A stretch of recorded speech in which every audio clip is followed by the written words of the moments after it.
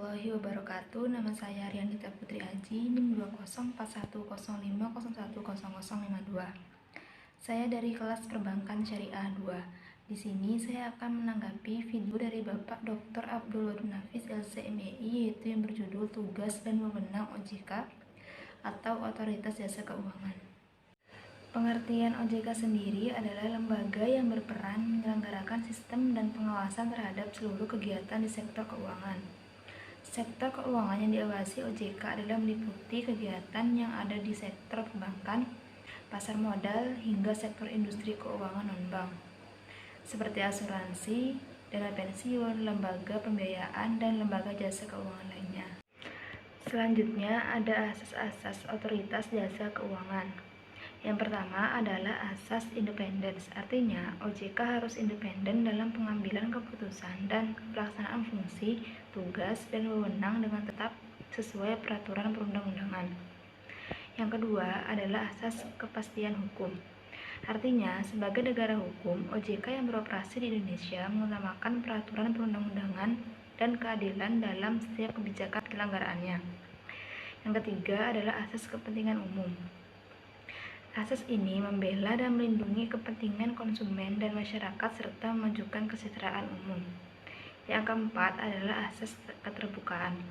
Artinya, OJK membuka diri terhadap hak masyarakat untuk memperoleh informasi yang benar, jujur, dan tidak diskriminatif dalam penyelenggaraannya.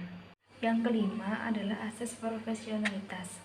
Di sini, OJK mengutamakan keahlian dalam pelaksanaan tugas dan wewenangnya dengan tetap berlandaskan pada kode etik dan ketentuan peraturan perundang-undangan. Yang kelima adalah asas integritas. OJK berpegang teguh pada nilai-nilai moral dalam setiap tindakan dan keputusan yang diambil.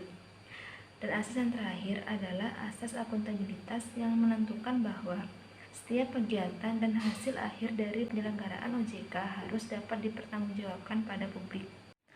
Adapun tugas OJK adalah yang pertama mengatur dan mengawasi kegiatan jasa keuangan baik di sektor perbankan maupun non-perbankan. Yang kedua, mengatur dan mengawasi kegiatan jasa keuangan di sektor pasar modal. Dan yang ketiga, mengatur dan mengawasi aktivitas jasa keuangan di sektor asuransi, dana pensiun, lembaga pembiayaan, dan lembaga keuangan lainnya. Selanjutnya adalah wewenang otoritas jasa keuangan. Yang pertama, menetapkan peraturan perundang-undangan di industri jasa keuangan. Yang kedua, membuat dan menetapkan peraturan tentang pengawasan di industri jasa keuangan. Yang ketiga, membuat dan menetapkan kebijakan tentang pelaksanaan tugas OJK. Dan yang keempat, tentang tata cara penetapan pengelola statuter di lembaga jasa keuangan. Dan yang kelima, mengatur tentang struktur organisasi dan infrastruktur serta pengelolaan kekayaan dan kewajiban. Yang keenam, membuat dan menetapkan peraturan tentang tata cara pemberian sanksi berdasarkan peraturan perundang-undangan yang berlaku di sektor jasa keuangan.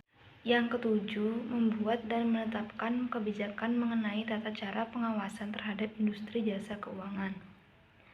Yang kedelapan, OJK dapat melakukan pengawasan, pemeriksaan, penyidikan, dan perlindungan konsumen dan tindakan lain terhadap lembaga jasa keuangan. Yang kesembilan, memberikan sanksi administratif pada pihak yang melanggar peraturan perundang-undangan di sektor jasa keuangan.